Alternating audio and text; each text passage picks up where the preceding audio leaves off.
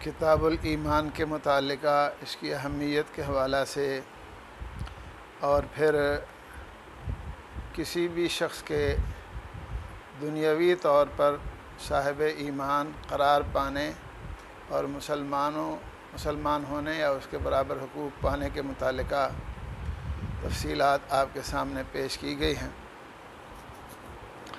لیکن ساتھ ہی یہ بھی بتایا گیا کہ محدثین کے ہاں ایمان کے جس پہلو پر بنیادی طور پر کتب احادیث میں بحث کی جاتی ہے وہ آخرت کے اعتبار سے، یعنی کسی شخص کو کس بنیاد پر ایسا صاحب ایمان مومن تسلیم کیا جاتا ہے کہ وہ اخروی کامیابی پا کر یعنی جہنم سے بچ کر جنت میں پہنچ کر کامیاب قرار پائے۔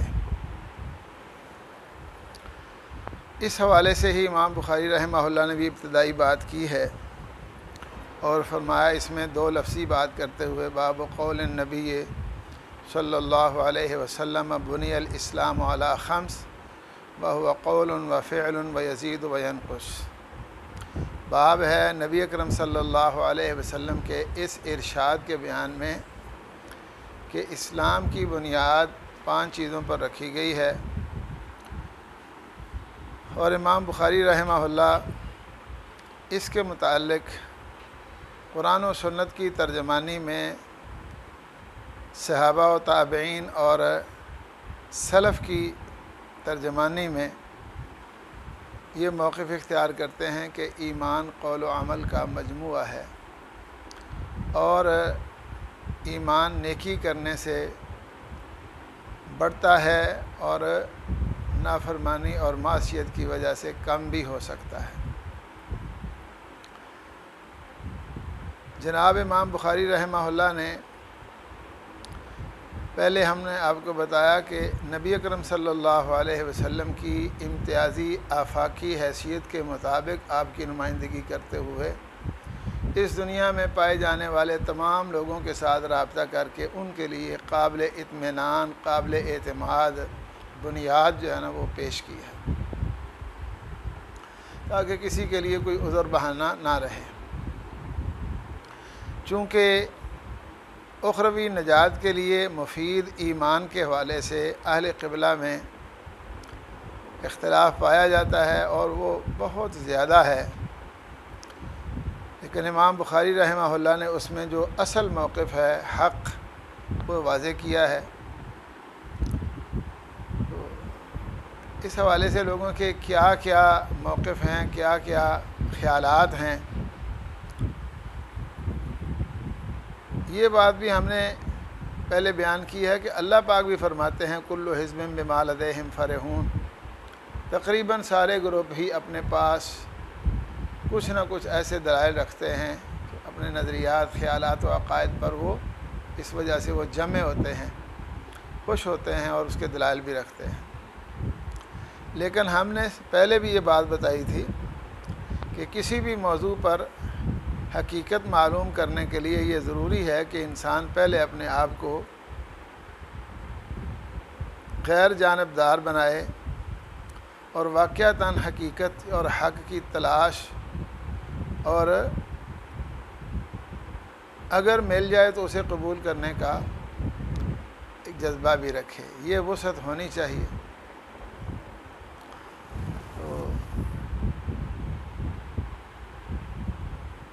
اس کے لیے یہ ضروری ہے کہ کسی بھی موضوع کے متعلق آپ حق جاننے کے لیے اس کے متعلقہ جتنے بھی دلائل چاہے موافق ہیں چاہے مخالف ہیں، کوشش کر کے ان کو جمع کرے اور پھر ان میں تطبیق کی صورت اختیار کرے۔ خواہ مخواہ قرآنی آیات کو دوسری آیات سے متضاد ثابت کرنے، یہ قرآن مجید کے اندر جھگڑنے کی ایک صورت ہے، میرا فی القرآن کفر ہے۔ ایسے ہی بعض احادیث کو دوسری احادیث سے بالکل الٹ ظاہر کرنا اور اس بنیاد پر بحث مباحثہ کرنا، یہ ٹھیک نہیں ہے۔ تو چاہیے یہ کہ سارے دلائل اکٹھے کریں، اس کے بعد پھر ان کا محاکمہ کریں اور ان میں تطبیق کی صورت، اختلاف کی صورت سے بچنے کی کوشش کریں۔ لیکن جتنے بھی مختلف نظریات کے حامل لوگ ہیں، سب کے اندر یہی کمزوری پائی جاتی ہے کہ وہ کسی نہ کسی ایک پہلو پر ہی محدود ہو کر اس کے متعلقہ باتیں اور دلائل قرآن حدیث سے وہ لے کر اسی پر اصرار کرتے ہیں یا اڑ جاتے ہیں، ضد کرتے ہیں، جبکہ دیگر دلائل کے ساتھ بات واضح ہو جاتی ہے۔ اگر یہ انداز اختیار نہ کیا جائے اور ہر کوئی صرف ایک آیت یا حدیث کی بنیاد پر ہی اپنی بات پر مصر رہے اور کہے کہ اسی بات کو قبول کرنا چاہیے، تو اس سے تو جو کوئی کچھ بھی ثابت کرنا چاہے کر سکتا ہے۔ ایک دفعہ پرانی بات ہے، ابھی میں اس وقت چند سال ہی ہوئے تھے مجھے پڑھانے لگا تھا، تو حافظ آباد سے ایک آدمی آیا اور اس نے مجھے کہا کہ پوچھتا پاچھتا آ گیا، جامعہ میں پڑھا رہا تھا، جامعہ اسلامیہ میں، تو اس نے پوچھا میرا نام لے کر، یہ آپ کا نام ہے؟ میں نے کہا ہاں۔ میں نے کہا مسئلہ پوچھنا ہے؟ شیخ صاحب کے بالکل سامنے میں بیٹھتا تھا جہاں پر، میں نے کہا مسئلہ وہ بتاتے ہیں، اندر آپ چلے جائیں۔ نہیں جی میں تمہیں پوچھنا آیا۔ میں بھائی یہاں مسئلے وہی بتاتے ہیں، بزرگ ہیں ہمارے، استاد ہیں، شیخ ہیں، آپ ان سے جا کر رابطہ کریں۔ نہیں جی جس نے مجھے بھیجا اس نے کہا حافظ صاحب کو پوچھ گیا۔ ٹھیک ہے بتاؤ کیا بات ہے؟ یہ تو قرآن مجید میں آتا ہے کل نفس ذائقۃ الموت۔ اس کا کیا ترجمہ ہے؟ میں نے کہا اس کا مطلب یہ ہے کہ ہر جان، ہر ذی روح موت چکھنے والی ہے۔ ہاں ٹھیک ہے، موت کا ذائقہ ہر ایک نے چکھنا ہے، ہر نفس نے چکھنا۔ کل نفس آ گیا ہے؟ میں نے کہا جی ہاں آ گیا۔ کہتا قرآن مجید میں یہ بھی ہے، اللہ پاک اپنے متعلق فرماتا ہے یحذرکم اللہ نفسا، اللہ تمہیں اپنے نفس سے ڈراتے ہیں۔ لفظ نفس ادھر بھی ہے، لفظ نفس ادھر ہے، جو لفظ یہ ہے وہی وہ ہے، وہ نفس ہے تو یہ بھی نفس ہے، یہ نفس ہے تو وہ بھی نفس ہے۔ تو کل نفس ذائقۃ الموت، اگر یحذرکم اللہ نفسہ کو برحق مانا جائے تو اس کا مطلب یہ ہے کہ اللہ بھی کسی نہ کسی وقت مر جائے گا، اللہ بھی موت کا شکار ہو جائے گا۔ میں نے کہا بھائی قرآن مجید کی یہی دو آیات نہیں ہیں، اللہ پاک نے قرآن مجید میں یہ فرمایا ہے کہ میں نے کتاب اتاری ہے، اس کی کچھ آیات محکم ہیں، بعض آیات متشابہ ہیں، لیکن محکم آیات ہی ہماری کتاب کی بنیاد ہیں، ہن ام الکتاب۔ اور ساتھ ہی اما الذین فی قلوبہم زیغ فیتبعون ما تشابہ منہ ابتغاء الفتنۃ وابتغاء تاویلہ، جن لوگوں کے دل ٹھیک نہیں، جن کے دلوں میں بیماری ہے، جن کے دل ٹیڑھے ہیں، وہ قرآن مجید کی متشابہ آیات کے پیچھے چلتے ہیں۔ ابتغاء الفتنہ، اس سے وہ کوئی نہ کوئی فتنہ ڈالنا چاہتے ہیں، اور ظاہر یہ کہتے ہیں ابتغاء تاویل ہے کہ ہم اس کا معنی بیان کر رہے ہیں۔ اب محکم آیات وہ ہیں کہ جن میں کسی بھی مفہوم ادا کرنے کے لیے جو لفظ بولے گئے ہیں ان میں کسی دوسرے مفہوم کی کوئی گنجائش ہی نہ ہو۔ الہکم الہ واحد قل هو اللہ احد اللہ الصمد۔ لیکن عیسائیوں نے بھی جمع کے صیغوں سے استدلال کر لیا تھا، تو متشابہ آیات کے پیچھے چلتے ہیں۔ تو اللہ تعالیٰ نے فرمایا کچھ آیات متشابہات ہیں، کہتے ہیں یہ آیت متشابہ نہیں نا جی، کل نفس ذائقۃ الموت۔ میں نے کہا وہ تو ٹھیک ہے، وہ آیت متشابہ نہیں ہے، لیکن لفظ نفس اللہ کے اوپر بولا جائے، لفظ نفس جو اس سے مراد کیا ہے یہ تو متشابہ ہے، ٹھیک ہے، چونکہ اللہ پاک نے قرآن مجید میں کلیئر کٹ دو ٹوک بات کی ہے، اور محکم آیت ہے کل من علیہا فان ویبقی وجہ ربک ذی الجلال والاکرام یا ذو الجلال والاکرام، کل شیء ہالک الا وجہ۔ کہتا ہوں جی قرآن مجید کی آیات میں جہاں پڑھی نہیں، یہ قرآن مجید کی آیات نہیں ہیں، یہ بھی تو قرآن مجید کی ہی آیات ہیں۔ اب اگر ان ساری آیات کو ملایا جائے تو حقیقت واضح ہو جاتی ہے، اور اگر نہ ملائیں تو پھر الجھتے رہیں گے۔ اس لیے لوگ کہتے ہیں اللہ پاک نے فرمایا تھا لم تؤمنوا ولکن قولوا اسلمنا ولما يدخل الایمان فی قلوبکم اولئک کتب فی قلوبہم الایمان۔ ایسے ہی قرآن مجید میں جو آیات ہیں ان الذین آمنوا وعملوا الصالحات کانت لہم جنات الفردوس نزلا، ان الذین آمنوا وعملوا الصالحات انا لا نضیع اجر من احسن عملا، یہ یا بشر الذین آمنوا وعملوا الصالحات، یا پھر استثنائی صورت میں کہا ان الانسان لفی خسر الا الذین آمنوا وعملوا الصالحات، یا ثم رددناه اسفل سافلین الا الذین آمنوا وعملوا الصالحات، اذا قرئ علیہم القرآن لا یسجدون وللذین کفروا یکذبون واللہ اعلم بما یوعون فبشرهم بعذاب علیم الا الذین آمنوا وعملوا الصالحات۔ کا موقف یہ ہے کہ ایمان اور عمل صالح کو اللہ تعالیٰ نے دو الگ الگ الفاظ میں پیش کیا ہے، اور جن کے درمیان حرف عطف ہے، اور حرف عطف جو ہے یہ معطوف اور معطوف علیہ کے تغایر کا تقاضا کرتا ہے، یہ دونوں ایک دوسرے سے مختلف اور غیر ہیں۔ جہاں زید و عمر کہیں تو زید اور ہوتا ہے، عمر اور ہوتا ہے۔ اس طرح کے دلائل کی بنیاد پر بعض لوگوں نے یہ بات کی ہے کہ ایمان کا تعلق جو ہے وہ صرف دل کے ساتھ ہے، ایمان بسیط ہے، ایک ہی چیز کا نام ہے۔ اور لیکن بڑی عجیب بات ہے کہ ایمان کو بسیط قرار دینے والوں میں بھی پھر اختلاف ہے، اور مرکب قرار دینے والوں میں بھی اختلاف ہے، اور مرکب قرار دینے والے کچھ دو ارکان سے مرکب قرار دیتے ہیں، کچھ مرکب ثلاثی قرار دیتے ہیں۔ لیکن عجب اتفاق یہ ہے کہ سوائے اہل السنت والجماعت اہل الحدیث کے، سوائے محدثین کے، چاہے کسی کا کوئی بھی موقف ہے، وہ ایمان کو بسیط کہے، مرکب کہے، مرکب کہنے کی صورت میں مرکب دو ارکان کے مرکب ثنائی کہے یا ثلاثی کہے، تقریباً سب کا اتفاق اس بات پر کہ ایمان میں کمی بیشی نہیں ہوتی۔ بس جو شخص مسلمان ہو گیا ہے، صاحب ایمان ہو گیا ہے، وہ کامل مومن ہے، پورا مومن ہے، اور کسی ایک صاحب ایمان کا دوسرے ایمان والے سے درجہ ایمان میں کوئی فرق نہیں، اور یا ایمان ہے یا کفر ہے، بس۔ تو اسی طرح ایک صاحب ایمان اپنے مختلف حالات میں ایمان کے حوالے سے مختلف درجات پر نہیں پھنستا، بلکہ وہ ایک ہی درجہ پر رہتا ہے۔ مسلمان ہو گیا، مومن ہو گیا، ایمان ٹھیک ہے، اگر مومن نہیں ہے تو کافر ہے، کافر نہیں ہے تو مومن ہے، بس وہ کامل ایمان والا۔ لیکن جناب امام بخاری رحمہ اللہ نے جو موقف اختیار کیا وہ کیا ہے؟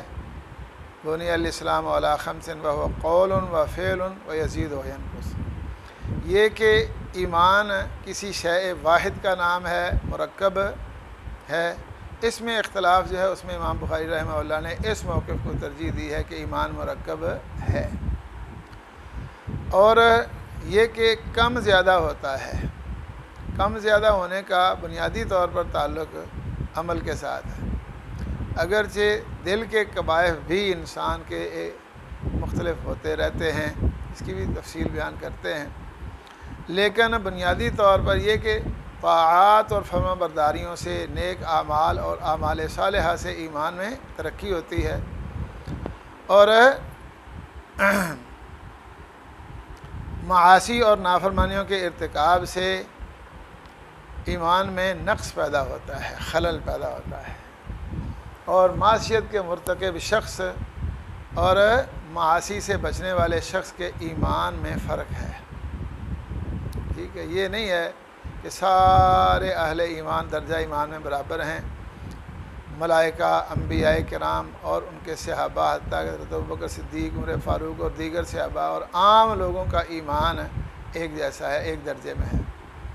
اگر کوئی نجات پائے گا تو ایک درجے کی نجات ہوگی، اور اگر کوئی نجات نہیں پائے گا، ناکام ہوگا، نامراد ہوگا، تو بھی سب کا درجہ ایک ہے۔ یہ بات ایسی ہے جو قرآن و سنت کے بالکل واضح دلائل کے بالکل خلاف ہے۔ لیکن لوگ اس پر اڑے ہوئے ہیں، دلیل کوئی نہ کوئی دے دیتا ہے۔ کوئی کہتا ہے نبی پاک نے فرمایا تھا من قال لا الہ الا اللہ دخل الجنہ، کوئی کہتا ہے نبی پاک نے فرمایا تھا من مات وهو یعلم انہ لا الہ الا اللہ دخل الجنہ۔ بس اس طرح کے اکا دکا وہ دلائل جو کہ متشابہ دلائل کے زمرہ میں آتے ہیں، اور محکم دلائل جو ہیں ان کو نظر انداز کر کے ان کی بنیاد پر وہ نظریہ، چونکہ جو آدمی مسلمان ہونے کا دعویٰ کرتا ہے اس نے قرآن و سنت سے ہی دلیل دینی ہے۔ تو اب پہلے تو یہ ایک خاکہ جو ہے نا اپنے ذہن میں بٹھا لیں کہ اس حوالہ سے جو اختلاف ہے وہ کس کس جہت میں کتنا زیادہ ہے۔ میں نے یہ بات کہی ہے کہ کتنی عجیب بات ہے کہ جو یہ کہتے ہیں کہ ایمان بسیط ہے اور اس کا دل کے ساتھ تعلق ہے وہ بھی، اور وہ لوگ جن کا موقف یہ ہے کہ ایمان کا تعلق دل کے ساتھ ہے ہی نہیں بلکہ زبان کے ساتھ ہے وہ بھی، اور جن کا موقف یہ ہے کہ ایمان مرکب سنائی ہے اور ایمان کا تعلق دل اور زبان کے ساتھ ہے ان کے نزدیک بھی، اور جن کا موقف یہ ہے کہ ایمان مرکب ثلاثی ہے لیکن اعمال جزو ایمان ہیں صحت ایمان کے اعتبار سے، ان کے نزدیک بھی ایمان کم زیادہ نہیں ہوتا۔ اتنا لمبا جوڑا اختلاف، وہ کہتا ہے بسیط ہے، وہ کہتا ہے مرکب ہے، مرکب کہنے والے دو کہتے ہیں، مرکب کہنے والے مرکب ثلاثی کہتے ہیں، لیکن ایک بات پر متفق ہے کہ ایمان کم زیادہ نہیں ہوتا۔ اللہ اکبر۔ تو امام بخاری رحمہ اللہ نے جی یہ موقف اختیار کیا ہے قول و فعل یزید و ینقص۔ تو اس حوالے سے میں نے یہ بات کی ہے کہ اگرچہ دل کے کوائف بھی مختلف حالات میں مختلف ہو سکتے ہیں، اسی بنیاد پر امام ابو حنیفہ رحمہ اللہ نے جو کہا جاتا ہے ان کی کتاب الفقہ الاکبر اس میں یہی لکھا ہے کہ ایمان اہل ایمان میں کم زیادہ نہیں ہوتا، لیکن انور شاہ کاشمیری صاحب نے فیض الباری میں لکھا ہے کہ ہم یہ مانتے ہی نہیں کہ الفقہ الاکبر امام صاحب کی کتاب ہے، کیونکہ اب بعد والے جو ایمان میں کمی زی بیشی کے قائل ہیں، یہ کہتے ہیں امام ابو حنیفہ یہ بات نہیں کہہ سکتے، لیکن اگر یہ کتاب ان کی ہے تو انہوں نے لکھا ہوا ہے۔ جہاں دل کی بات ہے میں نے عرض کیا کہ بعض لوگوں نے یہ بھی کہا ہے اللہ اکبر کہ دل کو قلب جب عربی زبان میں کہا جاتا ہے تو اس کی بنیاد ہی یہ ہے کہ یہ کبھی بھی ایک جگہ پر کھڑا نہیں ہوا، ٹھیک ہے۔ نبی اکرم صلی اللہ علیہ وسلم کی دعا بھی ہے اللہم مقلب القلوب، یہ اللہم مصرف القلوب صرف قلبی علی طاعتک، یہ دین ایک۔ تو نبی اکرم صلی اللہ علیہ وسلم کے دل میں تقلب تھا، اور وہ کہتے ہیں وما سمی الانسان الا لانسہ وما القلب الا انہ یتقلب، انسان کو انسان جو کہا جاتا ہے اس میں انس ہونے کی وجہ سے، اور دل کو جو قلب کہا جاتا ہے اس میں تقلب کی وجہ سے ہے، یہ ہر وقت تبدیلی ہوتا رہتا ہے، اور یہ بات ایسی ہے کہ جسے سارے لوگ ہی اپنے اندر محسوس کر سکتے ہیں، کوئی ہٹ درم ضدی نہ ہو، باقی سارے لوگ سمجھتے ہیں، اپنے دل کی کیفیات حالات مختلف پاتے ہیں۔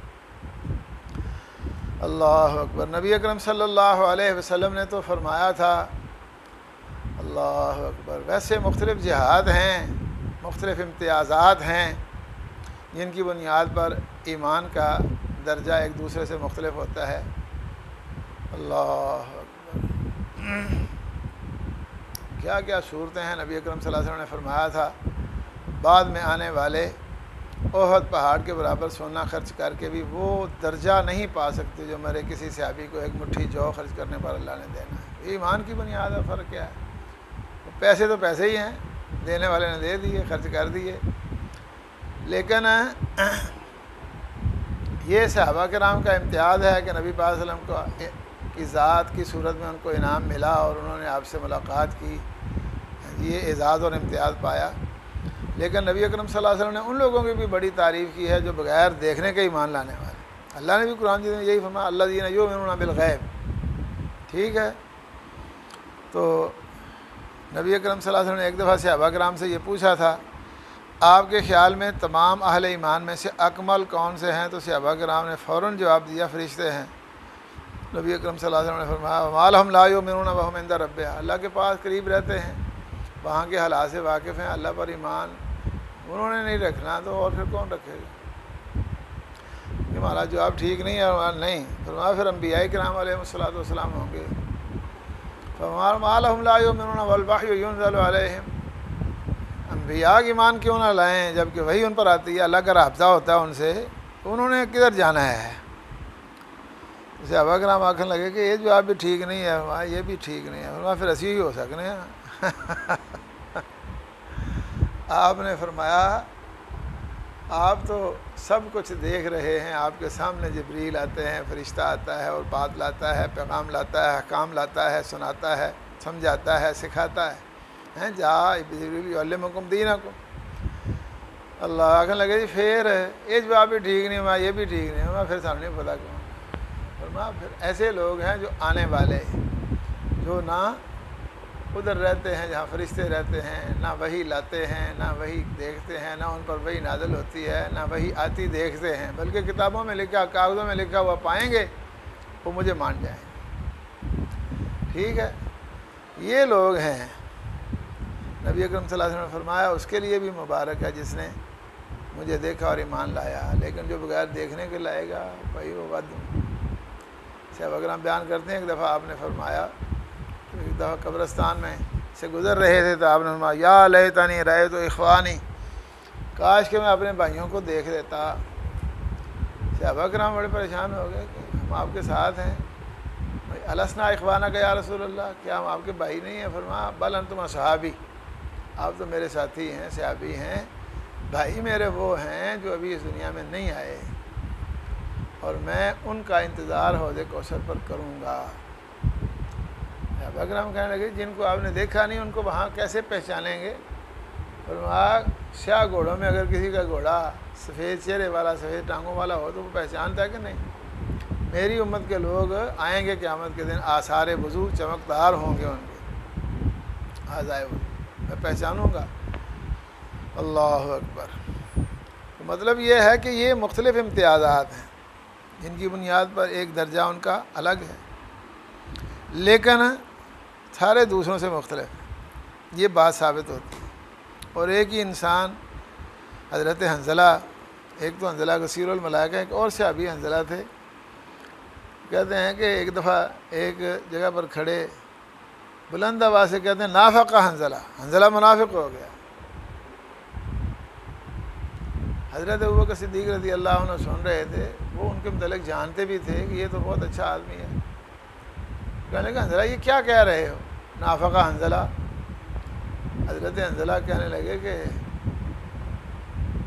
بھائی آپ یہ بتائیں کہ جب نبی اکرم صلی اللہ علیہ وسلم کی مجلس میں ہم ہوتے ہیں اس وقت جو کیفیت ایمانی ہوتی ہے، گھر جانے کے بعد، بازار جانے کے بعد، کاشتکاری میں مصروف ہونے کے بعد، اپنے بال بچے کے ساتھ بیویوں کے پاس، وہ کیفیت رہتی ہے. کہنے لگے تیرے سے نہیں ہے تو سارے میں چاہیے. پھر وہ کہتا ہے اسی کا نام نفاق ہے. وہ ایمانی کا درجہ ہمیں جو نبی پاک کے پاس حاصل موجود ہونے کی صورت میں آتا ہے وہ نہیں رہتا. اللہ. چلو پھر نبی پاک سے بات کرتے ہیں. حضرت ابوبکر بھی گئے، وہ چلے گئے، جا کر بات کی تو نبی اکرم صلی اللہ علیہ وسلم نے فرمایا، تبسم بھی فرمایا ہوگا، یا حنظلہ ساعۃ فساعۃ، اے حنظلہ ساری گھڑیاں ایک جیسی نہیں ہوتی. لو تدومون علی ما تکونون علیہ عندی والذکر لصافحتکم الملائکۃ فی طرقکم وعلی فرشکم. فرمایا اگر آپ اس کیفیت پہ ہمیشہ رہیں جس پہ آپ میرے پاس موجود ہونے کی صورت میں ہوتے ہیں اور اللہ کے ذکر میں مصروف رہیں، تو پھر فرشتوں کا کیا کام ہے آسمان پر بیٹھے رہیں؟ وہ آئیں آپ کو رستے میں چلتے ہوئے سلام بھی پیش کریں اور مسافہ بھی کریں، اور بستر پہ بیٹھے ہوئے بھی آگے بڑھ کر. اس کا مطلب یہ ہے کہ صحابہ کرام رضوان اللہ علیہم اجمعین بھی ایک ایک شخص جو ہے وہ اپنے اندر مختلف اوقات میں مختلف کیفیات پاتا ہے، اور اس کا نام ہے یزید و ینقص. ٹھیک ہے، تو دل کے اعتبار سے بھی، لیکن بنیادی طور پر محدثین نے جو یہ موقف اختیار کیا، یزید بالطاعہ و ینقص بالمعصیہ، یعنی نیکیاں کرنے سے بھی درجہ ایمان بڑھتا ہے اور برائیاں کرنے سے کم ہوتا ہے. تو یہ ایمان کم زیادہ ہونے کی بات جو ہے یہ بہت اہم ہے، بنیادی نقطہ ہے ایک، اسی لیے امام بخاری رحمہ اللہ نے اختلاف کہ اتنے گروپ جو مختلف الخیال ہیں وہ کہہ رہے ہیں کہ ایمان کم زیادہ نہیں ہوتا۔ تو اس موقف کی وجہ سے بہت سی قرآنی آیات، بہت سی احادیث کو جھٹلانا پڑتا ہے، چھوڑنا پڑتا ہے۔ اللہ اکبر۔ لیکن بہرحال پہلے یہ خاکہ دیکھ لیں کہ کیا کیا موقف رکھتے ہیں۔ بعض لوگوں کا موقف یہ ہے کہ ایمان بسیط ہے اور اس کا تعلق دل کے ساتھ ہے۔ ان میں پھر اختلاف ہے کہ دل کی کون سی کیفیت کو ایمان کہیں گے، کیا دل کی صرف علمی کیفیت کو یا کہ یقینی کیفیت کو۔ ایک چیز کا علم ہو جاتا ہے انسان یقین نہیں کرتا، لیکن دوسرا ہے کہ انسان کو اتنا پختہ علم ہو جاتا ہے کہ انسان اس کی تصدیق کرتا ہے، دل سے اس کو صحیح مانتا ہے۔ تو کیا معرفت اور علم کا نام ایمان ہے؟ یعنی نبی اکرم صلی اللہ علیہ وسلم کی وہ حقانیت جو بیان ہوئی ہے، آپ صلی اللہ علیہ وسلم کی حقانیت کو جاننا، یہ ایمان ہے؟ کیونکہ ایسے لوگ ہوتے ہیں، ایک دفعہ یہ جامعہ اسلامیہ میں ہوتے تھے تو مسجد مبارک میں مناظرہ رکھ لیا کسی نے، ادھر مسجد نور تھی نا، اس کے خطیب تھے، انہوں نے مناظرہ رکھ لیا، تو آپس میں رفع دین کے مسئلے پر مجھے بھی کہنے لگے آ جائیں صاحب۔ عشاء کے بعد ہم چلے گئے وہاں، بات اچھی کہیں ٹاگو لگے رہا جناب، وہ قابو ہی نہ آوے پائیا۔ تو میں نے سمجھا کہ یہ حنفی ہے، حنفیوں کے نزدیک بات جو ہے نا قرآن حدیث کی اتنی نہیں چلتی، پیروں بزرگوں کی بات زیادہ چلتی ہے۔ میں انہوں نے کہا حضرت صاحب تھی تھوڑی جی اجازت مینوں دیو، انہوں نے میں انہوں نے آخیا کہ شاہ ولی اللہ رحمۃ اللہ علیہ جان دے ہو؟ ہے جاننا۔ کیسے آدمی تھے؟ ٹھیک تھے۔ میں ان کی بات مان لو گے؟ میں نے کہا مانیں گے۔ میں حضرت شاہ صاحب نے لکھا ہے کہ رفع الدین تعظیمی عمل ہے، اور جو رفع الدین کر کے نماز پڑھتے ہیں مجھے نہ کرنے والوں سے زیادہ اچھے لگتے ہیں، کیونکہ رفع الدین کرنے کی احادیث جو ہیں وہ زیادہ بھی ہیں اور صحیح بھی ہیں۔ فإن حدیث الرفع اکثر و اثبت، یہ لکھا ہے۔ میں نے بخا دیتا، 5-7 منٹ لگے سارے۔ آگے لگا جی گالے میں مننا پا میں نہ مننا، عمل کرا یا نہ کرا، مجھے پتہ لگ گیا ہے کہ گالے ہے ٹھیک ہے۔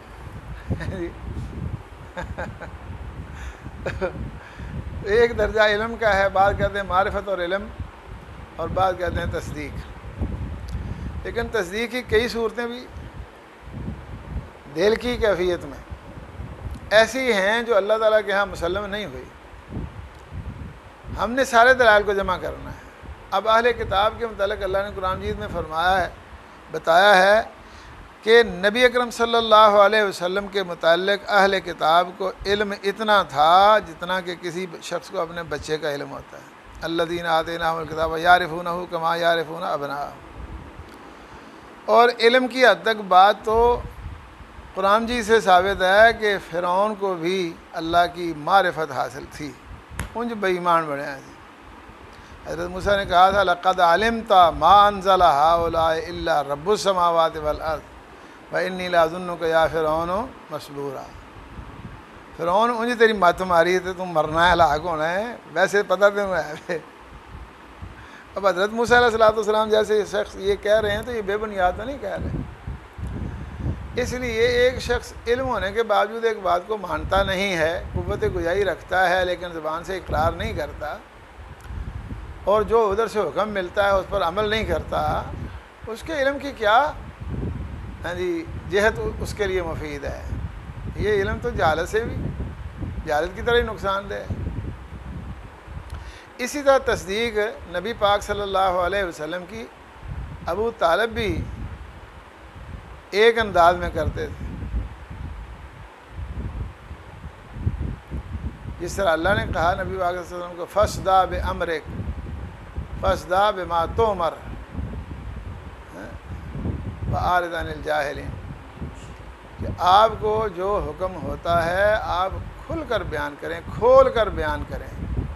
اس نے بھی یہی کہا تھا فَاصْدَعْ بِأَمْرِكَ مَا عَلَيْكَ غَضَاضَةٌ، آپ اپنا معاملہ کھل کھل کر بیان کریں، میرے ہوتے ہوئے آپ کو کوئی پریشانی نہیں آئے گی۔ اور یہ بھی اس نے کہا وَعَرَضْتَ دِينًا لَا مَحَالَةَ إِنَّهُ مِنْ خَيْرِ أَدْيَانِ الْبَرِيَّةِ دِينًا، آپ نے ایسا دین پیش کیا ہے جس کے متعلق حتمی اور قطعی بات یہی ہے کہ وہ تمام ادیان عالم سے سب سے بہتر ہے۔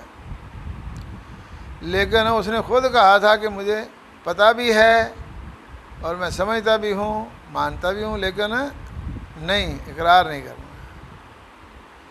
کہتا ہوا لولا الملامۃ او حذار مسبۃ لوجدتنی سمحا بذاک مبینا، اگر لوگوں کی طرف سے ملامت اور تنقید کا ڈر نہ ہوتا تو مجھے آپ پاتے کہ میں اس پہ آگے بڑھنے والا، سخاوت پانے والا اور بیان کرنے والا ہوتا۔ یہ تصدیق ہی ہے، کیا خیال ہے؟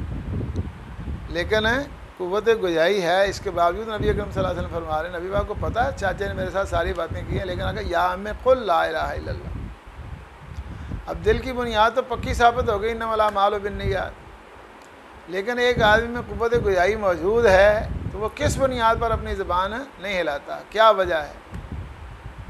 اگر کھولتا ہے تو انکار کرتا ہے، یا پھر وہ انکار نہیں کرتا تو اقرار بھی نہیں کرتا۔ یہ گو مگو کی بات کیسے؟ ہاں، اگر کوئی گنگا ہے، بات کر نہیں سکتا تو وہ معذور ہے، ٹھیک ہے۔ قوت گویائی رکھنے والا شخص اگر ایسا کرتا ہے، اس لیے محض دل کے حوالے سے وہ ان کا موقف، بہرحال میں ابھی فہرست بیان کر لوں کہ بعض کا موقف یہ ہے کہ ایمان فعل قلب ہے، اور فعل قلب سے مراد دل کی تصدیق ہے یا معرفت، یہ دو گروپ بن جاتے ہیں۔ دوسرے گروپ کا موقف یہ ہے کہ ایمان فعل اللسان ہے، زبان کا عمل ہے، ٹھیک ہے۔ بس زبان سے جس آدمی نے اللہ اکبر کہہ دیا، اللہ اکبر، آپ کی تصدیق کا فیصلہ کر دیا، سنا دیا، وہ شخص کامل الایمان ہے، چاہے اندر سے کچھ بھی ہو۔ حالانکہ اللہ تعالیٰ نے ایسے لوگوں کو منافق قرار دیا اور جھوٹا قرار دیا جو بار بار اشہد ان محمد رسول اللہ کہتے تھے۔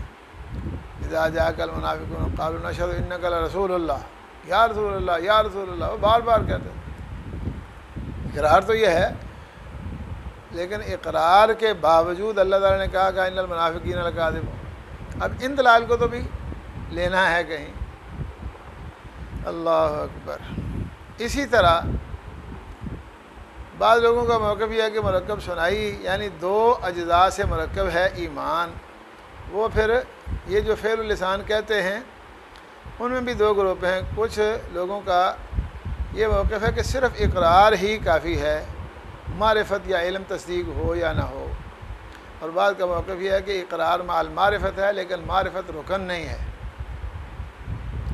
رکن اسلام جو ہے نا وہ کوئی نہیں، بس اسلام بسیط ہے، ایمان بسیط ہے، لیکن معرفت کے ساتھ ہو تو پھر۔